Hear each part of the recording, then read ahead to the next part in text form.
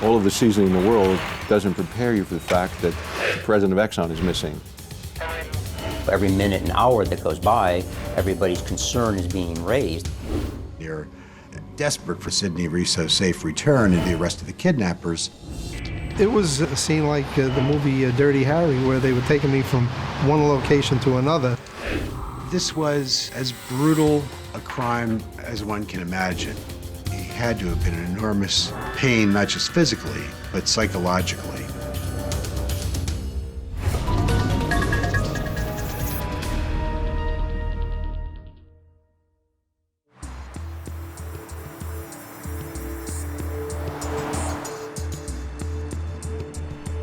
In the New York City suburb of Morris Township, New Jersey, the morning of April 29th, 1992, starts like any other for Sidney Reso and his wife, Patricia. He was the president of the international division of the Exxon Corporation. Good morning, dear. Good morning. Sid was very down-to-earth, family man, church-going, very, very nice guy. Have a good one. Every morning, the high-powered executive follows the same modest routine. Many other people in the Fortune 500 companies around the country availed themselves of the services of chauffeurs and private drivers and limousines, but Sid Reso, who was a very humble man, every day drove to the end of his driveway, picked up the local newspaper, and he drove himself off to Exxon.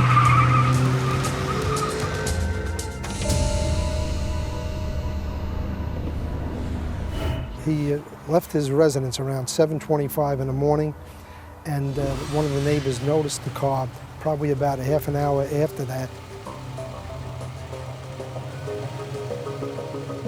Called Mrs. Reso. She obviously knew this was out of character and became quite concerned naturally, and immediately called the Morris Township Police Department. No one can believe it. Sidney Reso seems to have vanished without a trace.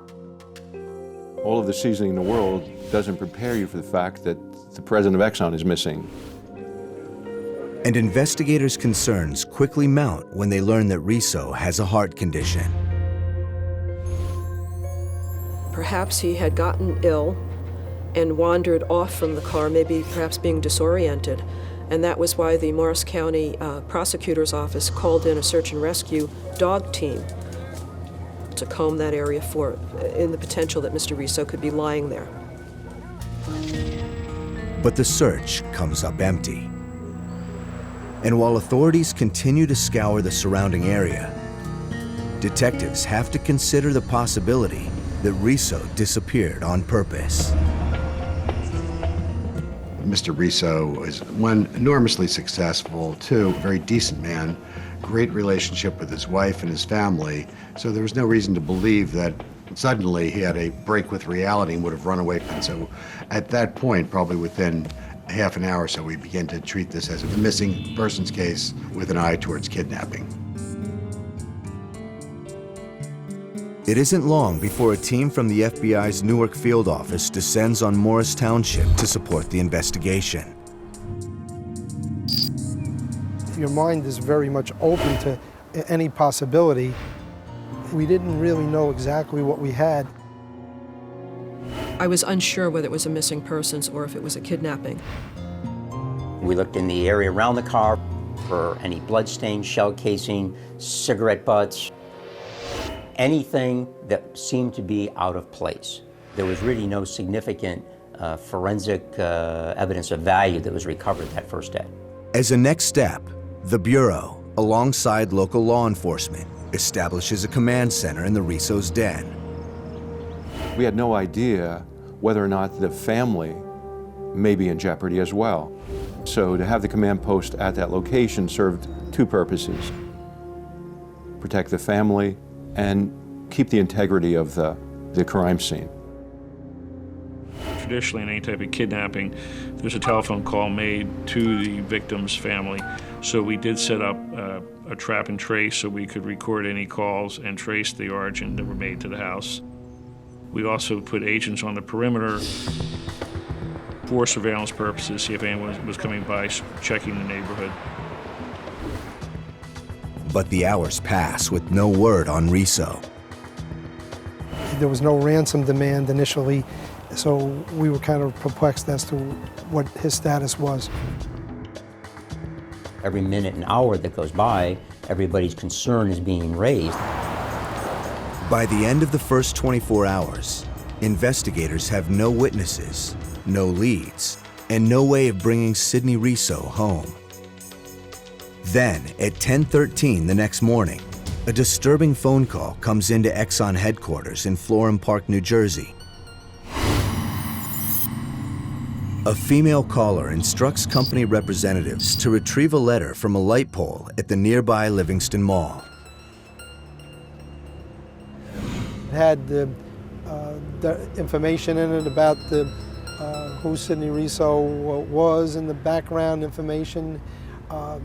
We had received his credit card that proved that they had Sidney Reso in custody. It was signed Fernando Pereira Brigade, Warriors of the Rainbow. The items give investigators some insight into the kidnappers' level of expertise. At this point, somebody actually kidnapped Mr. Reso, and they had done it, fairly efficiently. And by the way they wrote the letter and including the credit card, it made us realize that this is somebody that knows what they're doing.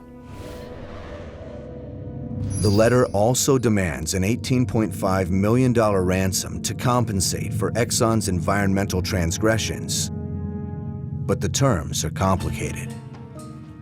We would obtain a cellular telephone, publish the number in the newspaper, reversing the last 4 digits.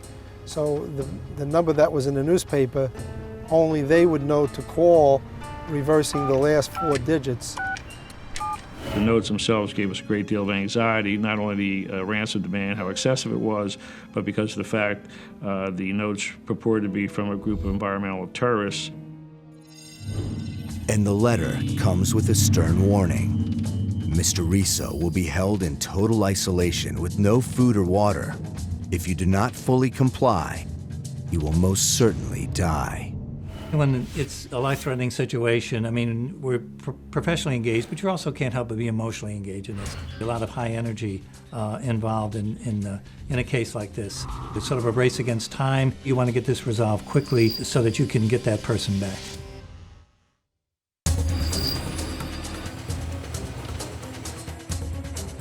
"24 hours after the abduction of Exxon International President Sidney Reso, all FBI agents have to work with is a mysterious demand letter and a ticking clock. Most people can go several days without food, but after 3 to 5 days with no water, the body begins to shut down. And Sidney Reso's heart condition makes matters even worse. A lot depends on their health, a lot depends on their temperature. While investigators desperately await the next communication, they do their best to get a bead on the environmental group taking responsibility for the abduction. They call themselves the Rainbow Warrior, and it was signed Fernando Pereira Brigade. Fernando Pereira was a member of Greenpeace, which is an environmental group. And back in 1985, they had a ship called the Rainbow Warrior that was actually blown up by French agents. And during the course of that incident, there was a photographer on board the Rainbow Warrior by the name of Fernando Pereira that was killed. Their demand was $18.5 million. Perhaps that was their figure for reparations for the Exxon Valdez. Investigators scour their criminal databases, but find no evidence of a group called Warriors of the Rainbow. Still, agents suspect the culprits could be tied to a faction operating within the radical environmental movement. This also happened right around the time that the Earth Summit was going to be held in Rio de Janeiro. So there were a number of factors that were leading us towards the ecological terrorist group. But as the environmental leads begin to dry up, the investigative team grows increasingly concerned. They have no idea what condition Reso is in or how long he can hold out. One thing they do know, however, is that Exxon has a history of paying large ransoms. In 1974, an Exxon executive by the name of Victor Samuelson was kidnapped. And he was kidnapped in Argentina. And Exxon paid a ransom demand of $14.5 million. Eventually, Samuelson was released, and it's believed that the kidnappers were never captured. The FBI never makes a recommendation to the family members whether or not they should pay a ransom. They always leave that decision to the family members or employers, as it was in this case. However, we have found that it is very unwise to ever pay a ransom unless you have absolute proof that the victim is currently alive. But Exxon's willing to pay again if it means saving Reso's life. With nothing new to go on, investigators turn their attention to the ransom letter itself. And what we look for are things within the forensics area of, are there fingerprints on the paper? Do they contain any DNA? This letter happened to have been typewritten, so we potentially can identify the typewriter. But the results are disappointing. There were no fingerprints. The typewriter was identified as being an IBM Selectric II, which would be sold in numerous stores throughout the United States. We weren't getting very many leads from that particular end of things, but we were getting some information from our behavioral science people. FBI profilers at Quantico feel the kidnappers are self-absorbed. One of the big issues in a case like this is the narcissism of the individuals. And by that I'm talking about their sense that they're smarter than anyone else. The narcissism was apparent in the communications. Initially it was, don't get the police or the FBI involved. Well, it became clear very quickly that we were involved. Then it was, well, we're not really concerned. They felt they could outsmart us. So right away, you know you're dealing with narcissistic personalities. They think they can outsmart the police, the FBI, and everyone else. And something else about the correspondence strikes a chord. Only about a quarter of the letter dealt with ecology, and about 3/4 of it or so dealt with the money. So what's the focus? What are they really interested in? It looked to us like they were interested primarily in the money, and that the eco-terrorism thing was just a charade, a camouflage to misdirect the investigation. We thought the possibility of maybe it was an environmental group, but again, there's the money. Most criminals will do this for the money. They're not there to make a political statement. But while the kidnappers' real motive remains a question mark, one thing is for sure. Sidney Reso's time is running out, and law enforcement is feeling the pressure. Well, in a case like this, every waking moment and even sleepless nights were consumed by the conduct of this investigation.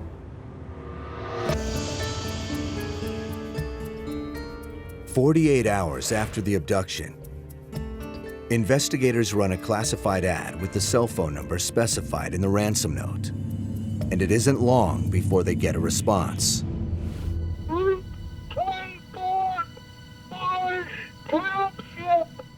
It seemed that the kidnapper was either holding his nose to disguise his voice, or that he was garbling his voice somehow, which made it very difficult to be able to recognize a voice. The question that we kept asking the kidnappers is, we need current proof, visible or otherwise, of the continuing well-being of the kidnapped victim. They had his voice on tape, which they were able to play for us. But no one can confirm that the voice is in fact Reso's. The stress in the voice, the circumstances that he was under, being kidnapped, held for ransom, and that tape recording was played for the family, who at that time weren't able to recognize it as Sidney Reso's voice. The instructions are straightforward and too brief to offer investigators any new insights. The exact words were, go to Lewis Morris Park and look on the ground for a letter. At the time, there was a white rock, and by that white rock was a letter, sealed letter. It set out all the directions and information and what the kidnappers were looking to accomplish. This new letter expresses displeasure that information was leaked to the press and threatens the kidnapping of 2 more Exxon employees if their demands are not met. That created another problem for me personally, because now I had to deploy even more of my staff to guard other Exxon executives. The kidnappers instruct corporate staff to place the money in Eddie Bauer duffel bags and await further instructions. This is one of the Eddie Bauer bags that we were asked to put the money in for the ransom demand, and we were ordered to have 10 of these available. I don't think he realized that $18.5 million American currency wrapped up in cash filled 15 duffel bags. Then, on May 3rd, 4 days after the kidnapping, the task force gets another call. And this time, investigators are able to gather critical new clues. The very first indication we had of anyone involved was a female, and then shortly after that, a male was involved in the communication. So now we have a couple.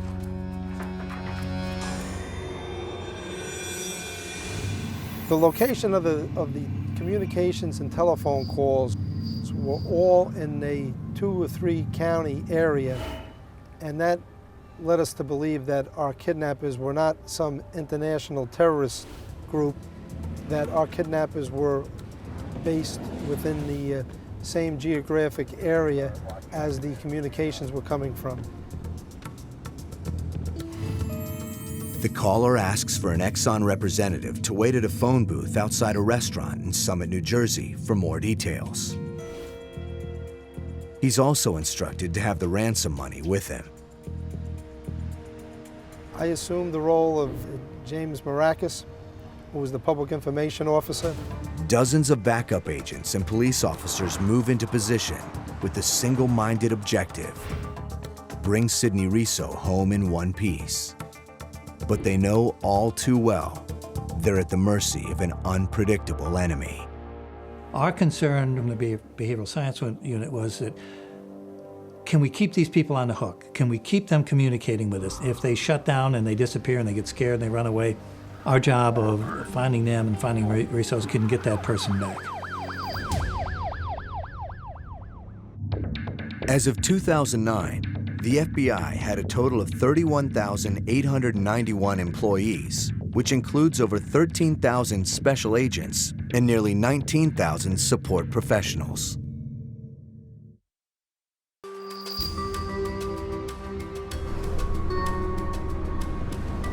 Four days after the abduction of Sidney Reso, a Bureau special agent, posing as an Exxon executive, awaits the most recent instructions at a restaurant payphone in Summit, New Jersey. More than 100 agents and detectives are positioned in the vicinity, ready to spring into action. It was a go, and we truly believed that we were going to make this drop and hopefully make the arrest. Unknown to the kidnappers, the ransom money is still at the Reso home.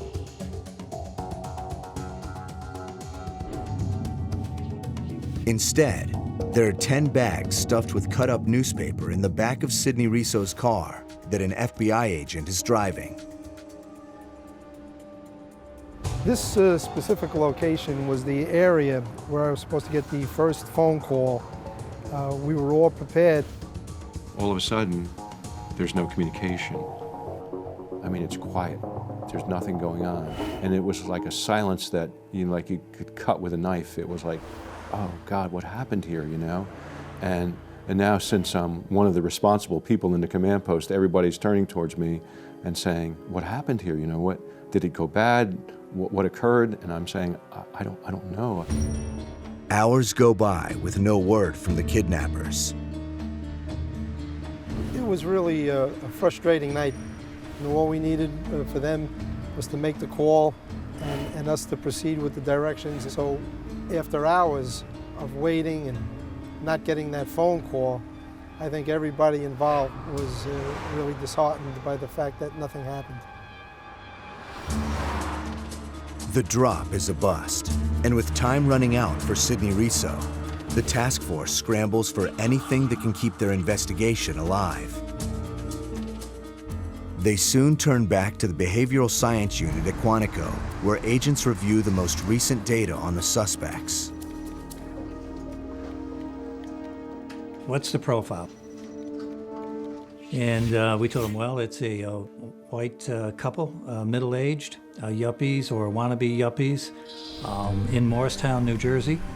They live there, and they have a golden retriever. And they're in financially desperate situations, and the male, the offender, dominant offender, either has law enforcement background or security background, or maybe both. We base everything on the totality of the evidence and the circumstance. The original letters were going up to the lab.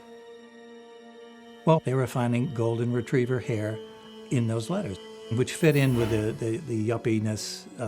Now, where did that come from? They were demanding $18.5 million, and they wanted them put in 10 green Eddie Bauer duffel bags. You could just say 10 duffel bags, but they were being specific. They wanted Eddie Bauer duffel bags. Well, who wants Eddie Bauer? This is a yuppie-ish sort of thing. So it was that flavor that just kept leaking out of the communications.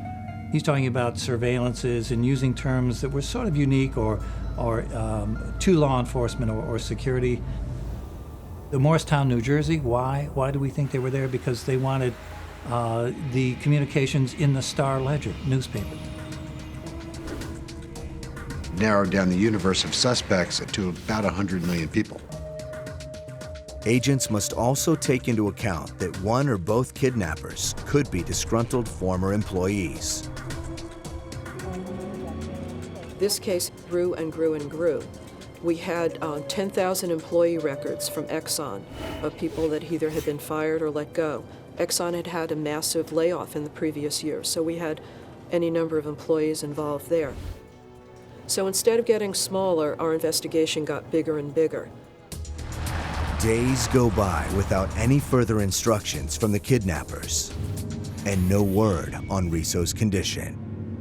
We had a lull in any communication with the kidnappers, which was very frustrating and concerned us a great deal, because anytime you lose communication with a kidnapper, you always are concerned for the worst possible scenario. Then, an agonizing 11 days later, the kidnappers finally reach out to Reso's wife, Patricia.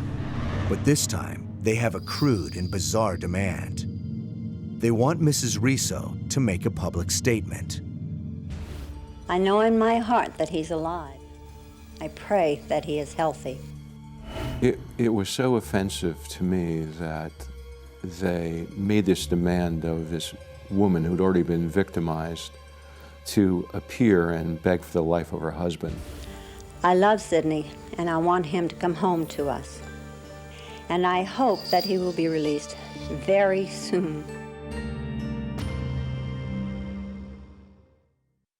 I am making a personal appeal to some people who I want to believe have my husband with them. At the kidnappers' request, Patricia Reso makes a public statement indicating she has received their message. It's a strange demand, but investigators believe the kidnappers are trying to show that they are in control. I am willing to do whatever is necessary to have him reunited with us. Still, the appeal seems to fall on deaf ears as another 2 weeks go by with little communication from Sidney Reso's abductors. There was an enormous amount of pressure that built and built in this case. Sometimes weeks of frustration. We heard nothing from the kidnappers, and you're desperate for some contact, desperate for some breaks, some glimmer of hope that would lead you to, one, Sidney Reso's safe return, and two, the arrest of the kidnappers. The task force soon moves from the Reso home to a Morris County prosecutor's office, where investigators can work around the clock to turn up new leads. In one instance, we learned that the girlfriend of a person that's been convicted of numerous heinous crimes in this county was actually working in an office very close to Sidney Reso's. So I just thought this was it. But that was one of those leads that went flat. There were hundreds and hundreds of leads that just went flat. There are many times in the command center I used to walk out and take a break for a cup of coffee and realize with everything we had deployed, all the people, all the investigative skills, all the techniques, all the technology, my only fear was that the kidnappers wouldn't come and ask for the money. And so there's a lot of pressure on us, a lot of pressure on everybody to keep this thing going and to get a resolution. For about 2 weeks, there is a lull in communication from the kidnappers. Then, in the beginning of June, over a month since Sidney Reso's abduction, the task force gets the call they've been waiting for. We received a telephone call at 2:55 p.m. Indicating that we should be ready for something to happen. And between that time until almost 9 o'clock at night, we received several more phone calls indicating that something was going to be happening that we should be prepared for. The momentum and the excitement was building because we knew that people were going to be in danger. There was a lot of tension, a lot of focus. And at about 8 minutes after 9, on the night of June 18th, we received a phone call that basically said, "Leave now." Go to Tingley Road, Tingley.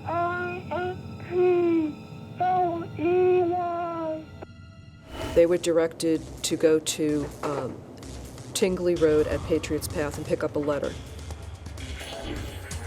The kidnappers instruct the Reso family to be ready to bring them the ransom money in Sid Reso's car.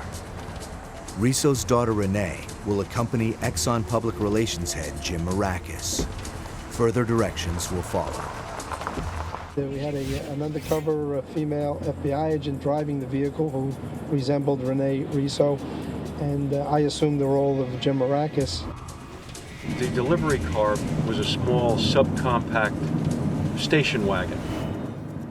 The rear tire had been removed so that an agent could secrete himself armed with an automatic weapon beneath the bags.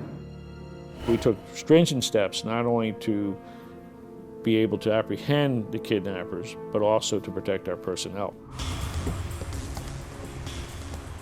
The agents are wired, and their vehicle has been painted with chemicals so that a surveillance plane overhead can track their every move.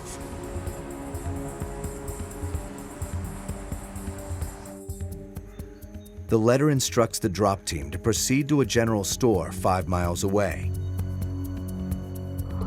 But at 9:23 p.m., the cell phone in the delivery car rings, and the kidnappers ask the agent impersonating Reso's daughter a question she can't answer.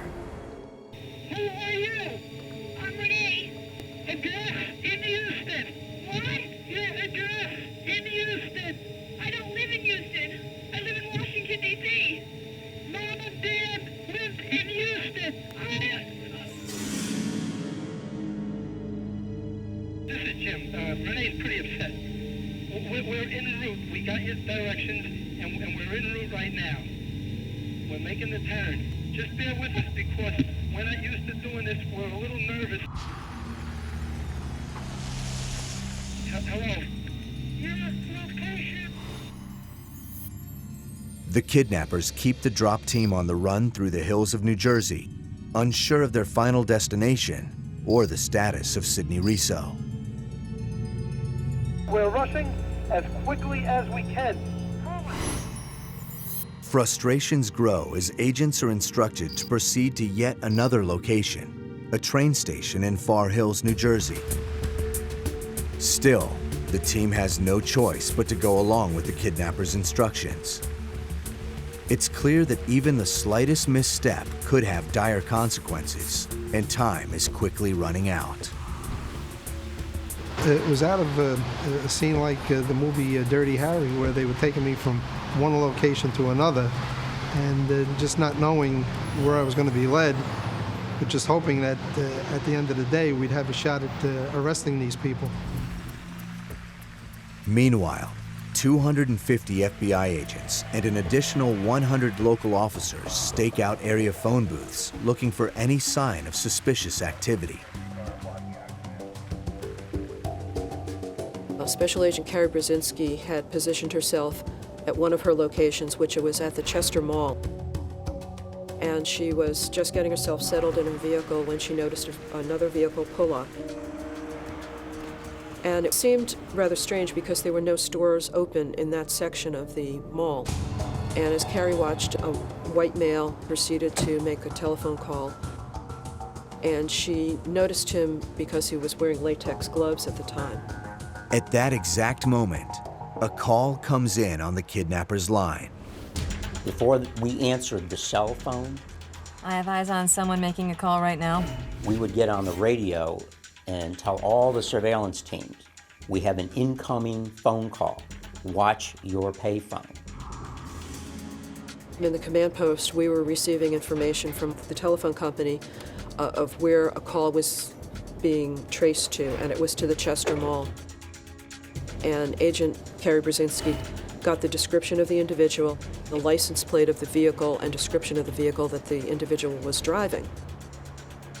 As agents run the plates on the mysterious caller, the drop team arrives at the Far Hills train station. The instructions are for Jim Marakis to board the next train with the money, but they're too late. The train has already come and gone. Well, this was the final destination where I was supposed to get onto the train with the money and be in the position to drop the money where he directed me to drop it. After sending me from one location to another, there just was not enough time allotted for me to get here and able to get on the train that he had wanted me to get on. The delivery team were told to go fast and then slow down. It was very difficult for them to try to make the deadlines that were demanded by the kidnappers.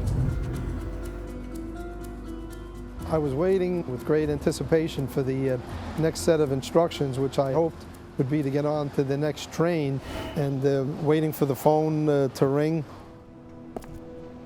That phone call never came. But while the mission appears to have hit a dead end, the search for the man from the Chester Mall payphone is just heating up. We then could trace the registration of that vehicle as being a rental vehicle coming back to Betty's Rental, which was out in Hackettstown, New Jersey. We sent a group of agents and local law enforcement out there to be able to interview Betty and potentially find the rental agreement, with the hopes that we would get more information about who rented this vehicle. At the rental agency, the team spots a man and woman about to return a car. For a moment, investigators can hardly believe their eyes. Both the man and the car match the description given by the Chester Mall agent to a T. I told him, I said, you know, we've been looking for Mr. Reso. You know, he's missing. He tells me, oh yeah, I've heard about that. And I told him, well, let me tell you something. He's not missing, he's been kidnapped, and you did it. Now, where is he? Sir, how you doing? After an exasperating 2-month game of cat and mouse, the task force finally arrests 2 suspects in the kidnapping of Sidney Reso. Local couple Arthur and Irene Seal. They looked like a very typical middle-class suburban yuppie couple. In the mid-'80s, Arthur Seal, an ex-cop, was working as a security expert at Exxon International, and even claimed to have helped devise their policy on executive security. He earned a good salary and owned an expensive home.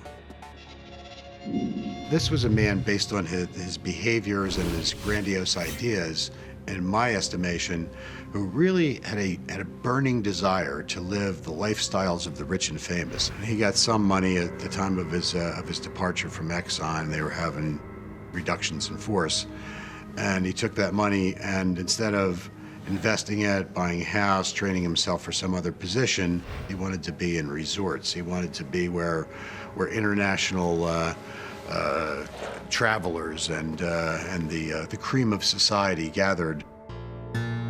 They envisioned a lifestyle that was really above their means. They believed that they were entitled to a better lifestyle than they had, and that this was like hitting the lotto for them. They were going to score big and then live the life they wanted to live. I think their grandiose ideas led them to this decision to kidnap an Exxon executive, and I think they felt Sidney Reso was probably the most accessible of those that they looked at. Now, the race is on to find out whether their victim is alive or dead. Arthur Seal consented to a search of his car, and in his trunk there were Exxon personnel directories, some plastic bags, shovels, other evidence which would lead us to believe that this was somebody who was involved in the kidnapping. But there is no indication of Sidney Reso's whereabouts, and so far, the SEALs aren't talking. As time continues to run out, investigators' top priority is finding Sidney Reso. With the two suspects in jail, Reso is most likely on his own and possibly in need of immediate medical attention. Desperate to find him before it's too late, a team quickly descends on the SEALs' nearby residence. To their dismay, there's no sign of the kidnapped executive, but they do find more evidence linking them to the crime. An instruction manual for would-be money launderers and information on foreign bank accounts. There are also several weapons and a brand new passport application. But the most critical discovery is a document connecting the SEALs to a storage unit in Washington, New Jersey. I was elated. I was convinced beyond any reasonable doubt that Sidney Reso was alive, and the storage unit was empty, and there was no sign of Sidney Reso or any of his belongings. With Arthur Seal still refusing to talk, agents' only hope is to get Irene, also known as Jackie, to come clean before it's too late. And I was elated that both of them were in custody and I would have a shot at interviewing Irene Seal. Eventually, Jackie cuts a deal with the prosecutor, and after a roller coaster 7 weeks, authorities finally learn the full truth behind the tragic case of Sidney Reso. According to Jackie, the couple observed Reso for months before finally taking action. But on the day of his abduction, the plan quickly goes awry. He was shot in the arm, and the shot entered at the lower part of the forearm and exited above the elbow. So it was a fairly massive wound. The SEALs restrain their injured captive and place him in a wooden coffin-like box that Arthur Seal had built just for that purpose. They then place the box in a storage facility with no light and little ventilation. The SEALs would return just twice daily to give Reso a small amount of water and vitamins. Should we be looking for somebody I asked her if alive? she gave him anything to eat, and she said no. She said, we didn't. I said, well, how could you not feed him? She said, we didn't make any arrangements for him to relieve himself. I can't even imagine how difficult it had to be, and the insensitivity of them, both Arthur and Jackie Seal.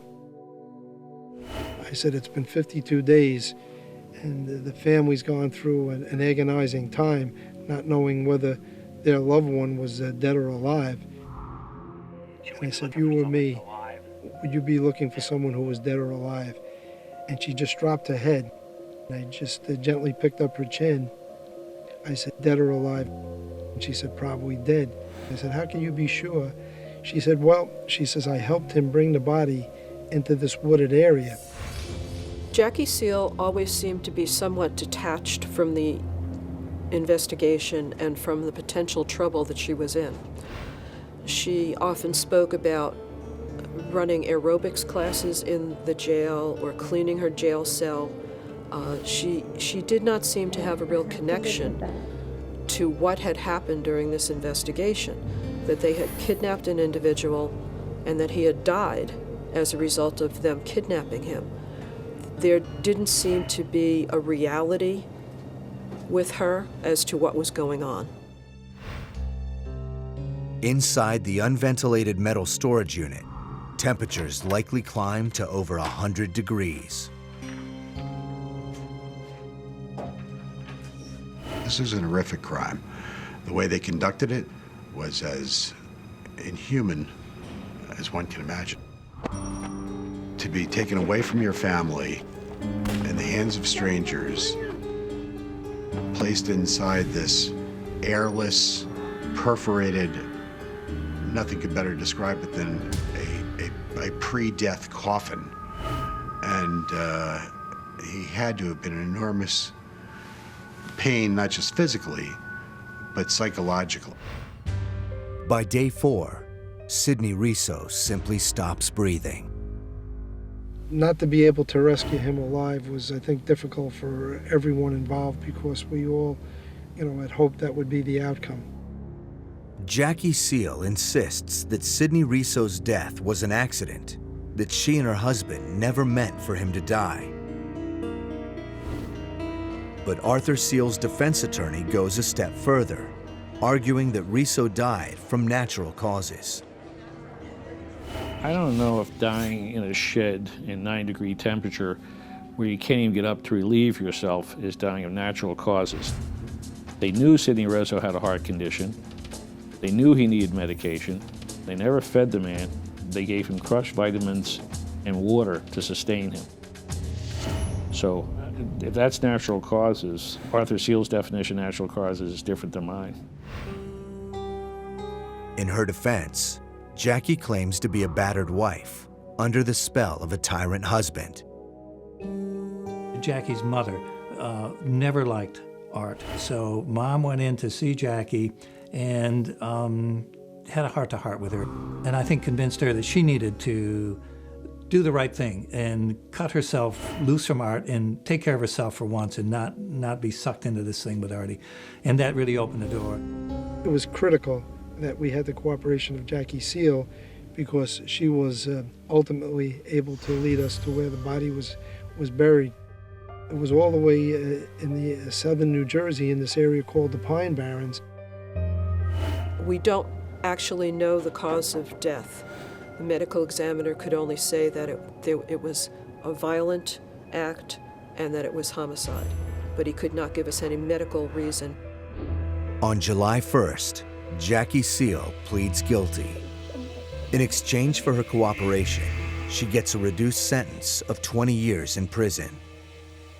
She is eligible for release as early as November 2009. Arthur Seal originally pleads not guilty. Then, in September of 1992, changes his plea to guilty. He is sentenced to 95 years without parole and a consecutive life sentence on federal and state extortion, conspiracy, and kidnapping charges. He's just pure evil. He's just pure evil. I think anyone who worked the case was certainly affected by the outcome of the case because we all collectively had worked so hard hoping to rescue Sidney Reso, arrest the individuals responsible for his kidnapping, and unfortunately we arrested the kidnappers but were not able to save Sidney Reso.